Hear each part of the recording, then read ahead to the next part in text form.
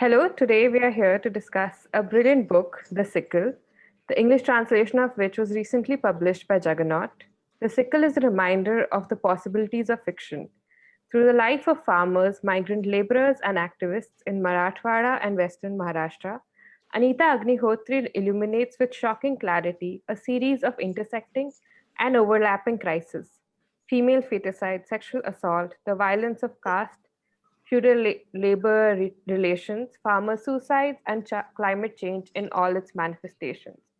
She infuses a gripping fictional narrative with anthropology, geography, and political economy, remaking the form of the novel as a way to bear witness. The speakers of today's session are Anita Agnihotri, the writer of The Sickle, and Arunava Sinha, who has translated it from Bengali to English. Anita Agnihotri was born in Kolkata, and she joined the Indian Administrative Service in 1980 and retired after 3.5 decades as a secretary to the Government of India.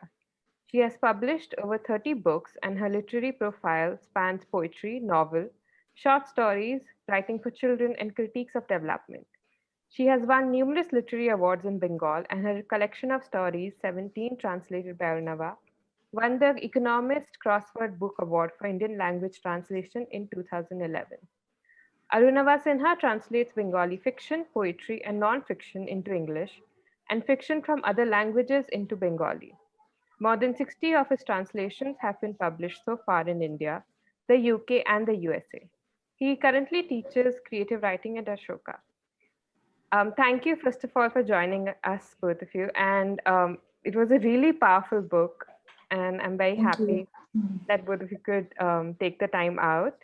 I would like to begin this session with a powerful line that when I was reading, it made me pause and, realize the impact. The line was, humans were sickles here. They had no name, but numbers. Can you, I think, Anita, ma'am, you could go first. Can you elaborate on the significance of this line and the title that you have chosen for the novel? Thank you so much for inviting us for this discussion and your interest in the book. I would say that, when you write creative fiction, I write in Bengali.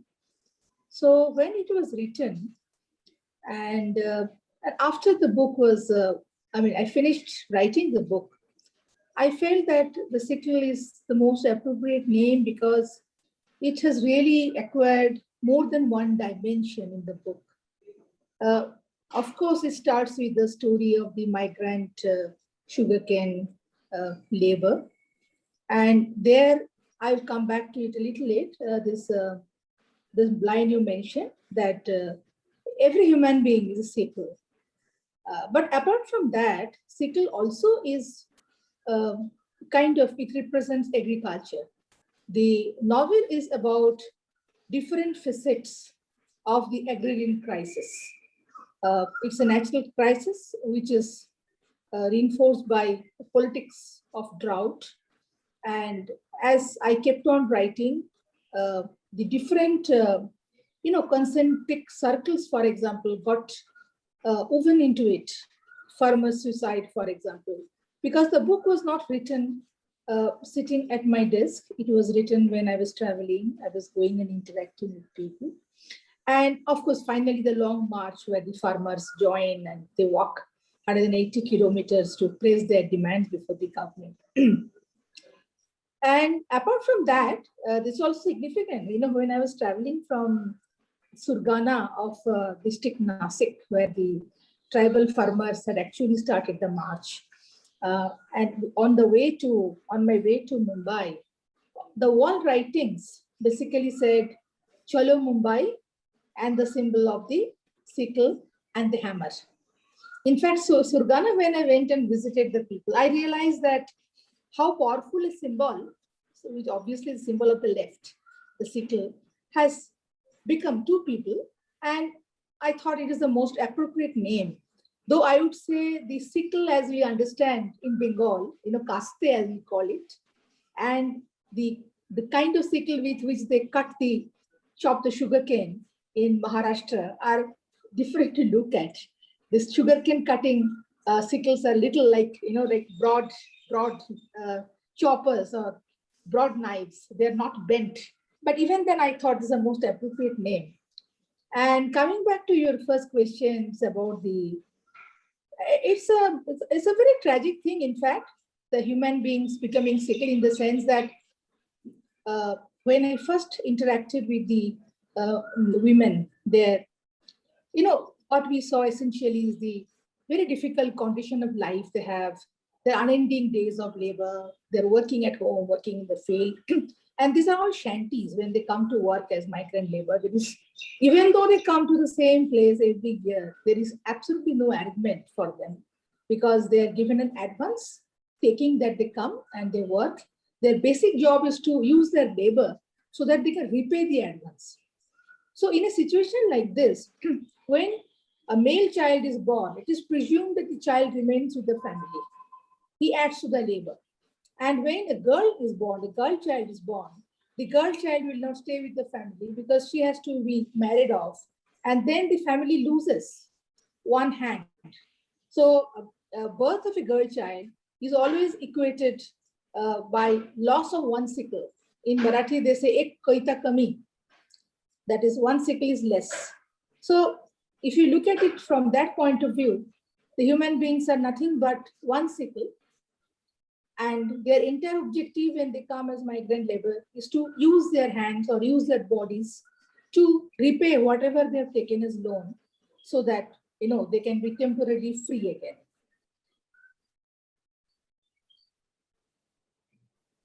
Yes. Yeah, for sure. Like the line was pretty sad. Arunava, what would you have anything to add? Why did you choose to translate this text, and what drove you towards this novel and the title? I think my reaction was the same as yours when reading it. I read it and I knew that I simply had to translate it. It's far and away the most powerful work of fiction I've read in a long time. And moreover, I felt that I wanted to be part of telling this story. It was a sort of obligation, a moral obligation. It's more than a matter of art or literature. It's a moral obligation to be involved in telling this story, taking it to people. So it was an instant decision. I mean, I started reading it, and within a couple of pages, I knew that I was going to do it. No question. I'm also very intrigued by the symbol of the sickle, the caste, because as Anita mentioned, it is of course a symbol of the left movement. And there is an iconic poem in the Bengali language, which is titled Caste, written by a revolutionary leftist poet named Birendra Chattopadhyay. And that's a poem of hope. That's a poem. It's a call to collect together and fight. So I found the juxtaposition of that emotional strain of that poem and this novel, very poignant. The next question I had was, I think this will be much more focused on Anita's response, I guess, because of your work in the field as well. In the first section, Drought, we read that the status of Banjaris in Marathwada are now seen as criminals in the eyes of the authority, even though the colonial law that damned them has been abolished. Would you like to comment on the colonial and post-independence policy approach that has created such an unfavorable image? And in the current framework, have we successfully included the indigenous communities in discussions around the climate crisis? I would say the condition of the nomadic and semi-nomadic tribes in our country, I mean, far away from integrating them in the discussions of the environmental crisis, their condition of living itself is so difficult. I would say, though there is no straight away, no comparison is possible, that their condition is far worse than the Dalits and the tribal people today. Mostly because the semi-nomadic tribes, they do not have any political representation today. And in some states, they are classified as tribes. Some states, they're classified as scheduled caste, and the policy is not uniform. They are the people who were they were classified under the Criminal Tribes Act when the British were there. At that point of time, they were outright criminals. After the government, after India became free, they were called Vimukta Jatis. They were freed from the act. But what happened essentially is, it's a reality. Even in Maharashtra, which had a chief minister from this tribe, from the semi-nomadic tribes, VJNTs, Vimukta Jati tribes, even there, and it must be there almost in all states, whenever there's a petty crime takes place in jurisdiction of a particular, it's more so in the rural areas, the first suspicion will be on these people, that they have committed the theft or they have committed a burglary. And just because of some suspicion, they can be brought to the police station, they can be kept in custody. And this is very frequently happening because when I was in the social justice ministry, we had a particular, though a temporary commission dealing with these people, because government was concerned in the sense that their entitlements have to be defined. There are many tribes who don't stay at one place. They keep moving. And when they move, they're practically without any rights, because neither do they carry any identity card, nor do the moving children have any rights to school. So, question is that we have not been able to ensure basic human rights and basic human living conditions for them. I would say the Vimukta Jatis who have described as migrant labor here in this migrant sugarcane labor, they're slightly better off because they're a little more settled. Unfortunately, they got settled in Marathwada, a region which gets so poor rainfall. So even the better among them who have little more land, they also do not have any means of survival when the summer times come. So they all move. So it is in a sense, they are at the very heart of the climate crisis. If you look at the crisis today, when you have rains happen in coastal Maharashtra, in Western Maharashtra, because the Western Maharashtra labor will not touch cutting sugarcane at this rate, to which these people will agree. They come there. When they come there, they do not have the basic living condition. At the same time, this entire thing goes on. The cultivation of sugarcane, which is a highly water-consuming crop, which is not stopped because the sugarcane farmers are assured of a basic minimum price today, so nobody stops cultivating sugarcane. And then the tankers are used to supply water to people's houses. So if you look at these people, the migrant farmers, they are just crushed between the economic forces of two sides. People who make money out of drought and people who, of course, are settled, well-to-do, reasonably well-to-do farmers who cultivate sugarcane or who cultivate soybean, etc.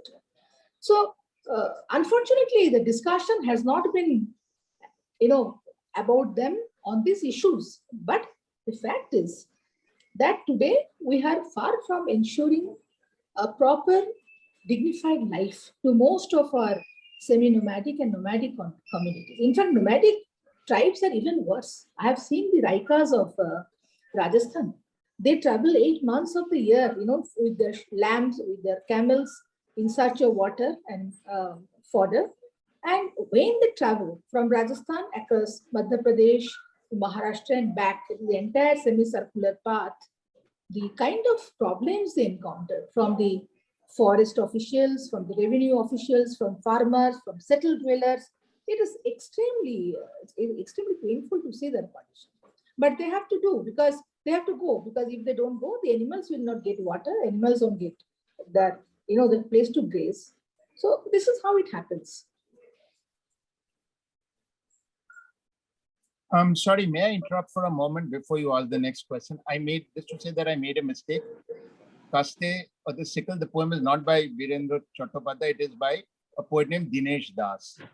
Yeah, so the next question I think arises from, being a woman and thinking a lot on the lines of gender and about feminism in general, about how, I really liked how a lot of the majority of the protagonists in the novel were women. And I was just thinking about how feminism has been defined by urban, upper class, caste, cisgendered, heterosexual women for many years. And what do you think, Anita? Why is there still such a nexus of oppression that excludes voices that are not in the urban? Like the female feticide section was pretty jarring, but it is like still, if I talk to people in my circles, it is something that they find surprising. But in the book, it didn't feel like something out of the ordinary. How easy it was, how like common it was described as.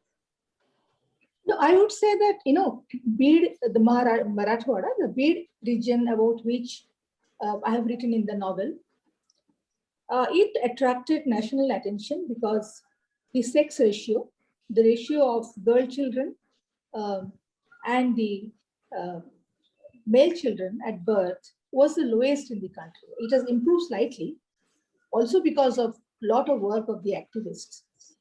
And it is interesting, I mean, it automatically happened that most of the people you find in the book are women. Because see, what we see when we are in a metropolitan city, for example, or we are in a classroom, and what you see when you go out to the field are very different, very different. In fact, what is most interesting about India is things are changing every day. I mean, could you imagine that the kind of get-together of women we would have on 8th March when the women farmers came together? And but if you really look at it, I mean, whether you make it a subject of discourse or whether you project it is something which is left for, for example, mainstream media or whether textbooks include it. I am sure we have to take note of it. But if you look at women's involvement in movement for equal rights, I mean, I'm talking about a situation 22 years back when I was in Nandurbar of Maharashtra. In fact, interestingly, my next novel would be on the Narmada movement, which I thought has not become a part of Bengali literature. And I had been to Nandurbar district of Maharashtra with the Bhil tribal women.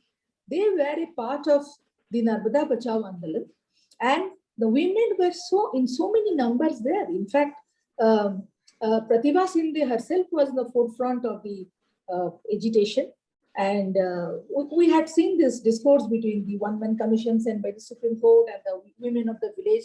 They were doing most of the talking. In agriculture, most of their labor was kind of agriculture. But another thing which came to my notice, and I wrote an article on 8th March in a Bengali journal. Sitavai Tadvi. Sitavai Tadvi is a fighting woman from same Nandurbar. She was a part of the Narmada Bachao movement. She came with 170 farmers, leading all of them to Alwar of Rajasthan. And she was a part of the solidarity movement of these women for the farmers who are sitting in different borders. So Alwar, she sat for several days, and when she was coming back, it was so cold. Night they missed the train, and throughout night they had to stay in a makeshift shelter. And Sitabai, she was only 55-year-old.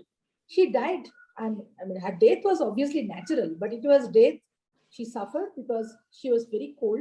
She got up in the morning, and after a few moments or so, she died. So Sitabai not only was a part of the Narmada Bachao Andolan, you see, after so many years, she was still a part of the farmers movement. So these things are all very important. What we probably do not realize in the cities is that what is happening every day at the grassroots level. Things are changing, people are talking, but we often do not hear them because one is we don't wish to hear them. And secondly, it is also not easy unless you kind of, move out of your place and you go there. And this female feticide is one obvious story, of course, is very crude in Marathwada, where a group of pimps, a group of very well, a medical community without any ethics, and the radiologists, everybody has taken part in basically war against unborn girl child. But there are so many people working against it all over the country, and it is not a situation of Marathwada alone. In a city like Calcutta, for example, where we think very cultured, very well educated Bengalis live, of course, other communities also live in Calcutta. But the sex ratio is falling in Calcutta also. And this is the story which is happening since independence. In all the tribal areas of our country, at birth, girl children outnumber the boys. But in the non-tribal areas, this number is less and this number is falling.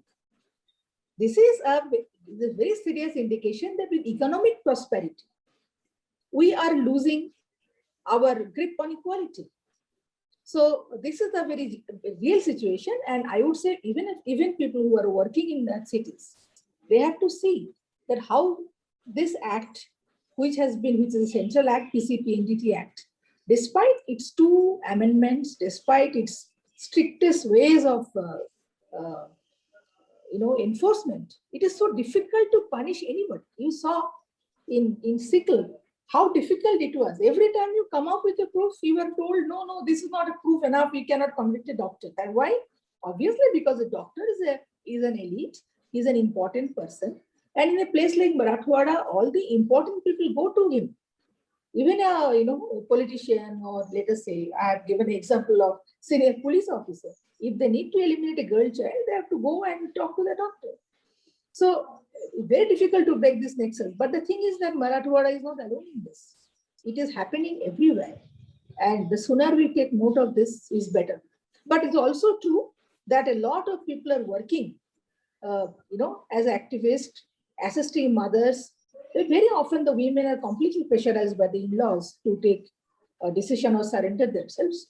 So this is happening everywhere, but it is it's an unequal fight and it needs to go on. Arunava, would you like to say something?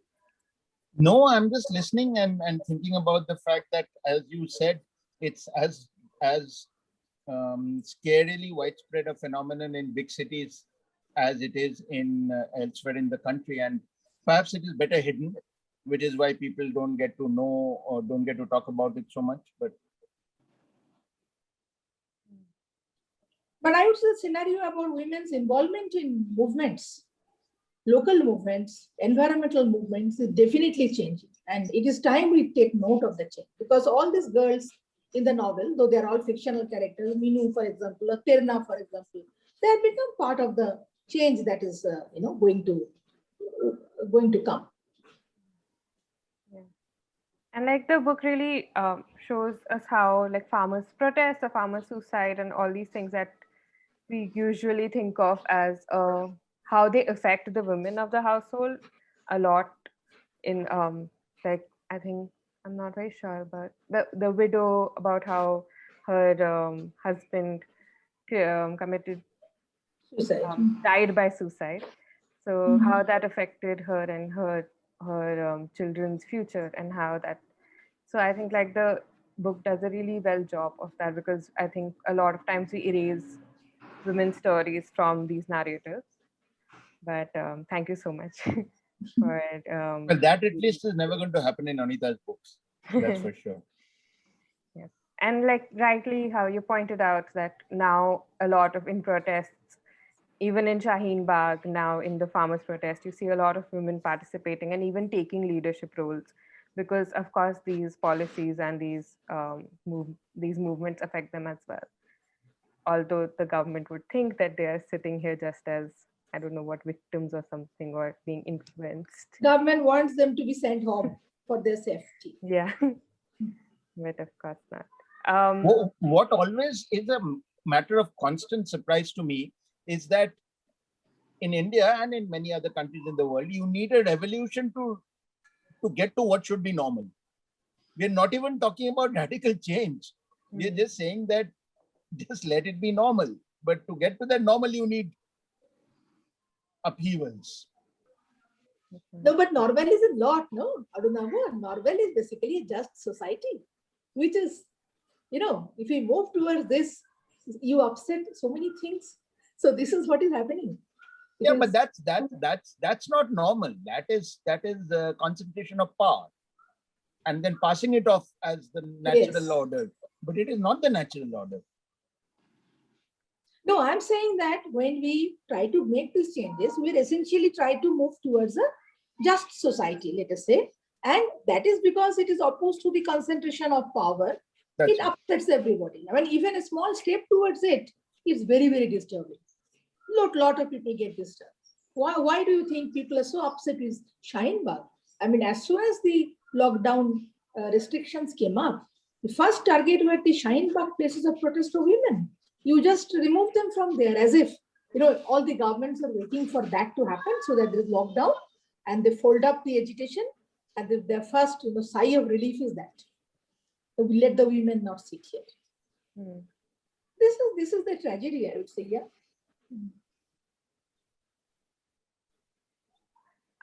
Yes, I would like to move on to my next question then. As a writing format, also, this novel is pretty interesting about how the stories weave in a lot of anthropology, history, and geography pretty brilliantly. And it's really surprising how you learn a lot, but you really don't realize through the you learn a lot through the stories about the context, about these regions, about the geographical, historical context of these laws and this oppression. So, as a writing and through a stylistic and translation, how did you both balance the factual content and the story narration, and give an introduction for people who may not even know the basics of these issues? I think Arunava will know it better because he has been, translating my work since over a decade now. What you have to understand is I'm a creative writer. I'm not. It is not nonfiction or a reportage. So when a creative writing, piece of creative writing or a narrative, creative narrative is written, the way I write is not planning a story that I'll write this. This is the conclusion. Story has an organic kind of growth as I keep traveling or seeing things, and the story also kind of changes. For example, when I started with the migrant sugarcane farmer story, then it got, of course, this issue of foeticide became very important. And as I was traveling more into Marathwada, parts of Vidarbha, talking to women, basically, and also the activists. The thing was, it was getting clear that it is all, part of the same same picture. Like you have different parts of it, so it kind of falls into pieces. I mean, you cannot today take out farmer suicide, which was not even recognized, I would say, 20 years back. I mean, it has happened also because it has been seriously researched upon, just as I have gone and spoken to the widows of the farmers. But there is very interesting non-fiction work which is done on the widows of farmers by Kota Nilima, for example. That is where she has also shown that when a farmer dies, the interest of the government or the bodies that dispense the assistance, for example, is to see, okay, he has died, this is the compensation the family will get, and then let us move on. But actually, it is not that. The widow remains, and very often completely at the mercy of the in-laws with the children. Very often, she doesn't even own part of the land, and she has no idea why the loan was taken, what was done with the loan, because in our kind of society, men don't consult women on most of these things. So first of all, after the shock, she has to cope with the life.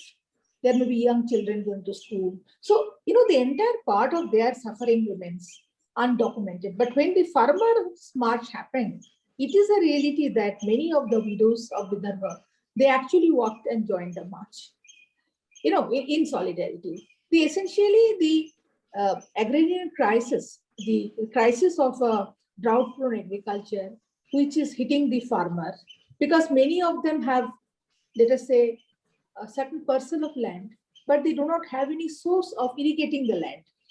Or even if they want to irrigate the land, their well doesn't have enough water, or they do not get the rains. It is, essentially dependent on rainfall. The rain doesn't come on time. The entire calculation goes out of the thrown out of the window. So after the farmer suicide happens, it used to be said after 20 years back that, okay, the farmer is not strong enough, he couldn't cope with life because, see, an industrial worker doesn't commit suicide. I mean, we don't see that socially they are very differently placed, first of all. Secondly, the kind of risk a farmer is taking with his entire body, his labor, his farm, his entire being. When he gets hit against a wall, there is nobody he can turn to. I mean, in fact, that is the whole story of the farmers' march. The farmers have to walk all the way to Mumbai to tell the government their problem. This is absurd. So, I just wanted to add that, the challenge is not for the translator, because the translator is just following the text. But as a very close reader of the text, I can tell you that the way Anita segues from scene to background to, as you said, to history, to anthropology, to geography, is the way a person would do it if they were actually over there. So it's not dry info here's 3 paragraphs of data. No, it's because the person who's telling the story automatically starts thinking of these things, that it moves quite easily into a different gear. But also what I like very much about Anita's writing, because she therefore has such a rich mass of material at her disposal, is that she actually jumps the way the mind does.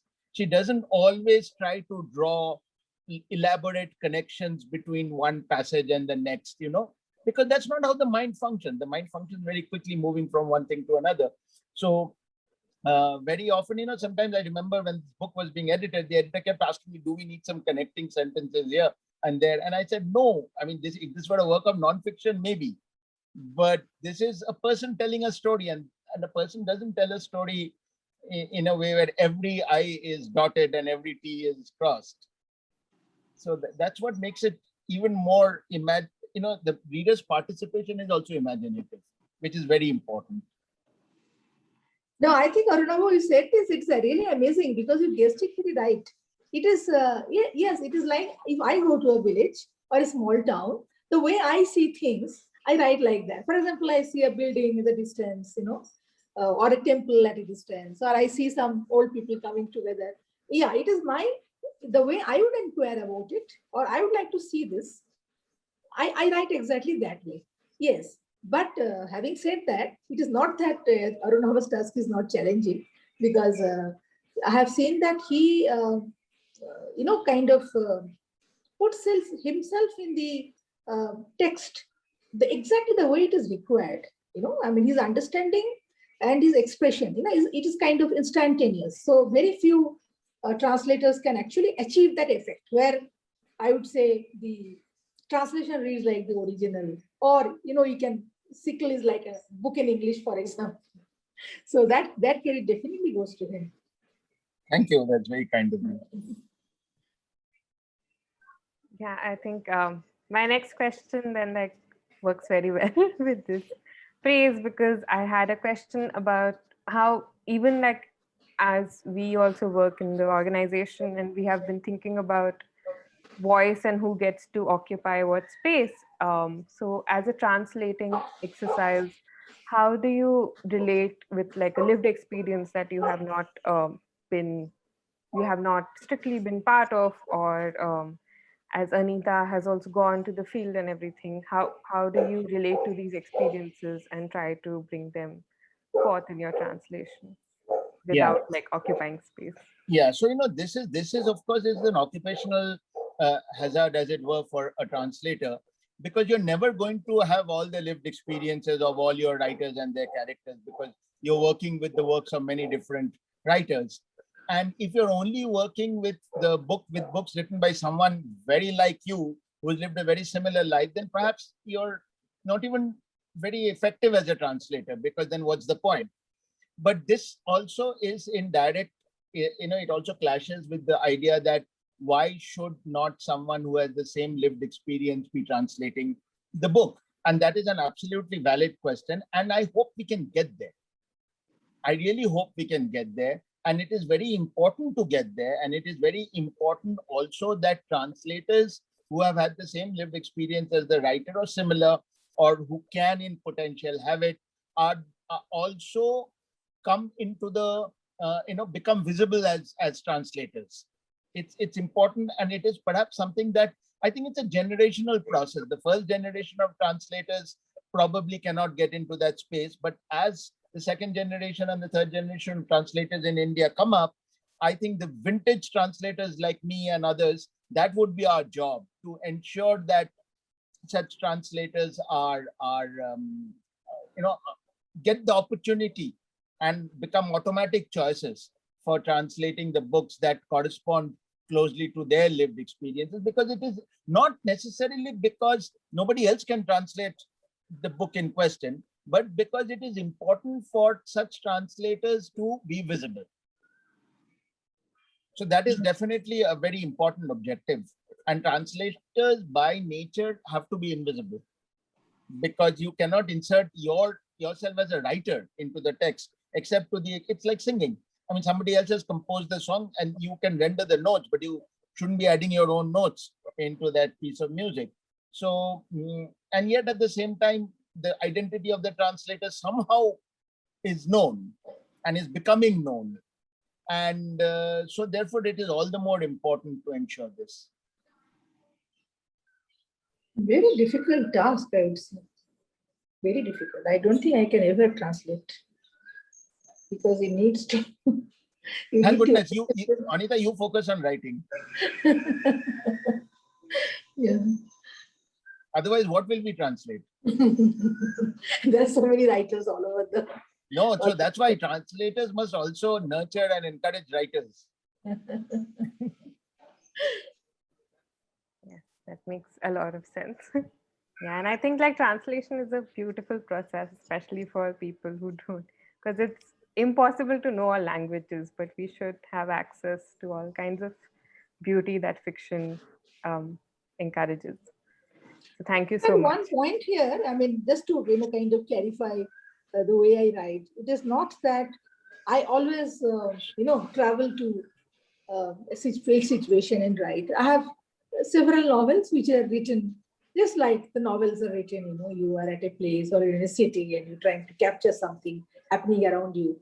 But I have found that as a creative writer, though I write all genres like poetry, prose, and for children, essays, sometimes I find it very difficult as a socially conscious person to extricate myself out of something that is happening, something happening here, and I feel that this has to be brought into the kind of things I write. And for my readers, let us say, I go back to my readers with this particular texture, particular slice of reality, so that they would see. I mean, like, I have suffered, I have gone there, I have suffered, and I have felt helpless. So this feeling has to be carried back somewhere, because this is also the time. This is also the time through which the country is passing. This is the time, with our people everywhere are passing through. So literature must reflect this. So that is where there is a challenge. I mean, we have a situation where sometimes my fellow writers say that I write about what I know best. But that way you only know your neighbor well, probably, or not even neighbor, your, say, friends in office or something.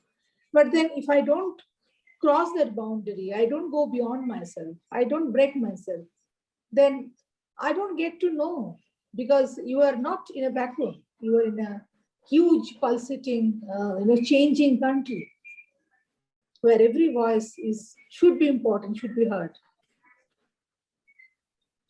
I thought I should put that, in the context of my writing. Absolutely, yeah, agreed for sure. I don't think we would have gotten a glimpse of these regions without your writing and their struggles and their stories, for sure.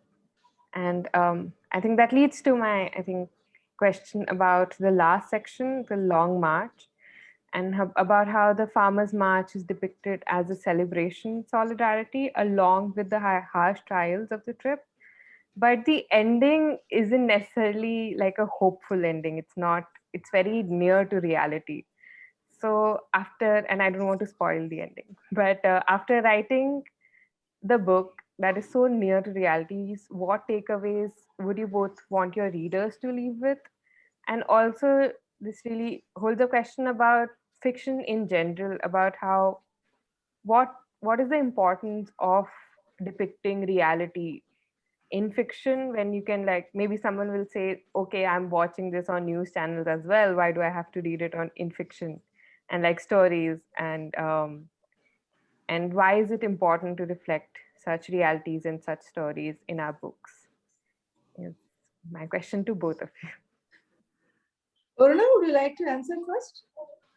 Well, I'll just say that fiction can go where reportage can't. And fiction can ask those questions and also make readers ask those questions and make readers uncomfortable and try to look for their own place in it. And when you talk about takeaways, that is what I think my takeaway was as a reader from this book. I tried to find my own place in this world that had been written in this book. Where am I? What am I doing about it? Where will I go from here now that I know this? And that perhaps to me is the most important thing. After such knowledge, what forgiveness? Asked Eliot.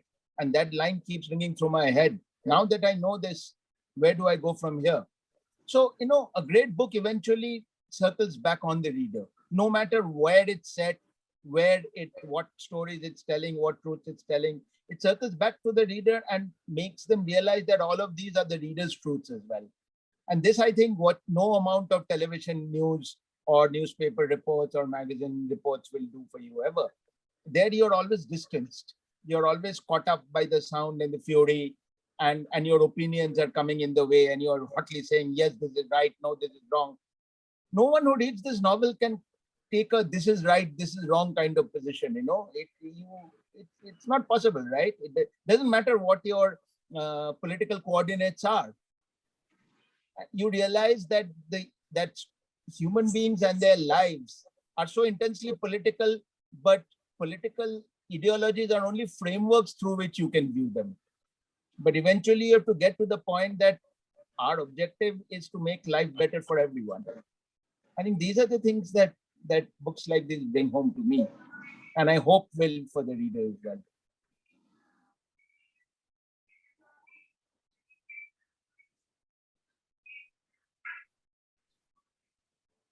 Totally agreed. Anita, would you like to add something? I think Arunava has answered it perfectly. I just add to what he said. Is like this from the perspective of a writer. When you write something which has reality, I would say creatively imagined in your own way, you see a news, and of course, I mean, it is not a participatory process in that sense. You see this, you get a lot of information and you switch it off. But a book remains with you. The book gives you space to introspect. It makes you think. You can go back to it. And you can think like the way Arunava was putting that, well, should it have been like this? Or could it have been written like this? Or even finding your own place in it. There's a very nice long poem of Rabindranath Tagore, in which there is a very nice para which is said, which I will translate for you. He says that whatever I have written, now that I have written, it is not mine. Now let people take whatever they want from it. If they like something, let them like it. If they don't want to read it, let them leave it. I cannot take, it is not mine anymore. It is, I would stretch it a little beyond. I would say that, well, I have been there. I suffered seeing certain things. I wanted changes to come in a way I have seen people trying to bring them. I brought this for you. Now it is for you. Now you decide what you do with it. And coming to the, this, I felt really sad when I wrote the last part. I was in tears myself. You look at the reality today. I mean, but problem is that it is again a very sad part of my other being. As a poet, I can today write an optimistic poem, but I cannot take out from within myself, the fact that I have also been in the bureaucracy for 3.5 decades. So I know how things happen. This lady whose son, he was physically challenged. He was left home, and she herself went in the march, and she came back, and after a bit of suffering, she died. What happened to the land? The land whose rights she fought for, the land doesn't belong to them anymore. The poor child is left alone. Probably she could have just said, no, I can't go. She did not say. See, this is again an eye-opening situation which is happening in a village corner like this, when the All India Kisan Sabha called the farmers to join. They did not give them any money, far from it. The farmers carried their food, their dry food. They're only given a vehicle to carry, put all their luggage in. They walked all the way. This lady went and she thought, this is how I contribute to the movement. She's a fighter. But what happened to their fight? Okay, in the immediate future, probably nothing, because I also know the reality that after the farmers' march, which took such a lot of time, government made the farmers everything. After 6 months, when the farmer leaders went back to the government and said that, well, this is our demand, which government very kindly had accepted, what has happened to them? They were told, do you think files move so fast? 6 months to work. You are expecting things to move and happen so quickly. Do you have any idea? So that is where in the, in the beginning of the Bengali book, I've asked this question. Why is it that our farming community have to walk, even to make the government listen to what their statement of rights should be? The corporates don't have to do this. All the benefits, the incentives, things which drive the industry, it is just brought to their table by the government. Notifications are issued in moments. It is communicated, electronically. Nobody goes anywhere. Why now even over 100 days farmers are sitting at the border? The Maharashtra farmers walked 180 kilometers. Why is this happening? I mean, no, but again, as a person, as a writer, I would say, I'm not saying that it is nothing. There is probably a deeper meaning. Things will come, change someday. For example, the friendship between Vaishali, the widow, and the Ranjan, the student. The comradeship which came together when they walked together. These things are not lost. They have a significance. Only thing is that our visibility ends at a particular point, and we don't know what will happen beyond that. That is what makes me feel sad. That, well, I wish, it was a romantic story where things were all very nice and everything has happened and their house has become pakka and the land has become regularized and the field is blooming with crop. It doesn't happen like that. But beyond, at the end of everything, there is a deep significance of all this happening. There is an indication for the future, because change does not come in such a short time.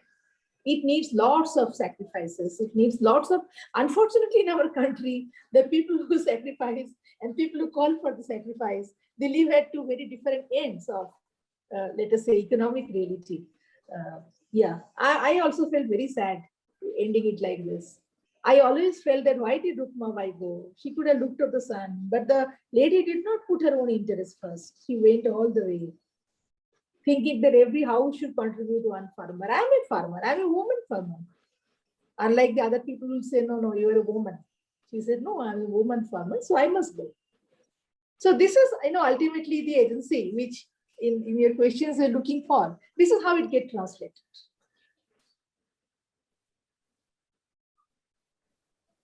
Yes, for sure. I think it would have been an injustice to end it, even though we would hope so, but to end it on a happy note when we see in the real life that is far from what is happening. I think I'm done with my questions, but as maybe segue for when we release the episode, the section that we would like to do is maybe help the viewers get to more books. So if you have any suggestions for maybe Bengali literature or translations that you would hope you could tell readers of Sickle to pick up, maybe 2, 3, not 1 or 2, 3, whatever works for you. Arunava, you do? No, Anita, you're answering this one.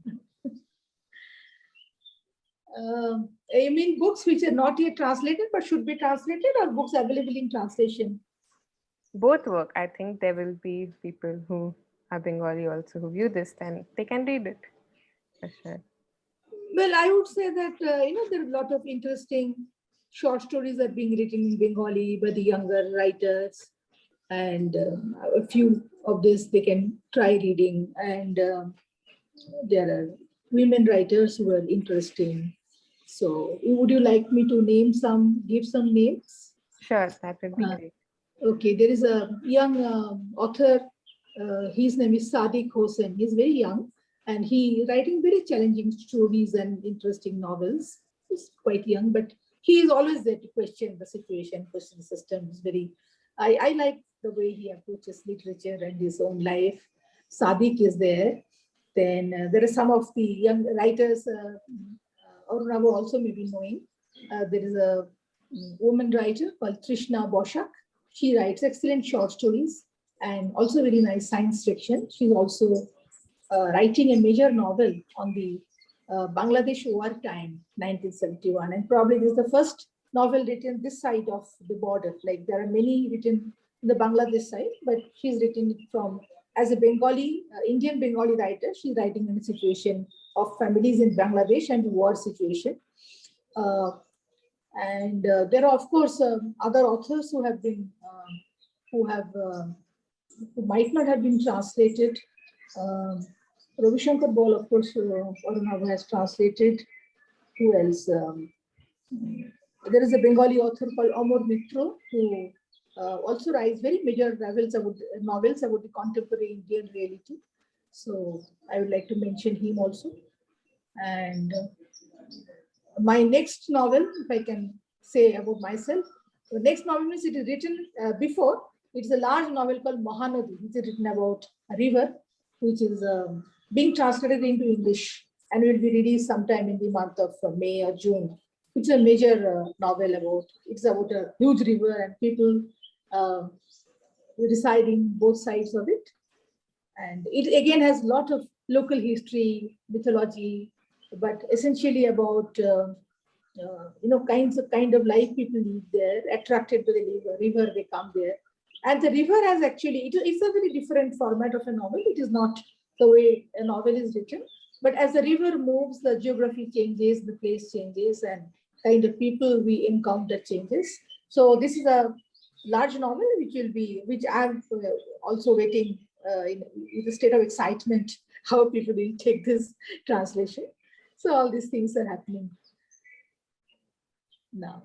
And there are, of course, short stories in Bengali, which Arunava has translated, many of them. He has a collection of short stories also, which is, I think, West Bengali stories written or something, along with other languages. This is a Bengali story collection. So these are also many representative stories. If the readers read some of the translations done by Arunava, they will get a good idea of what is being written in Bengal,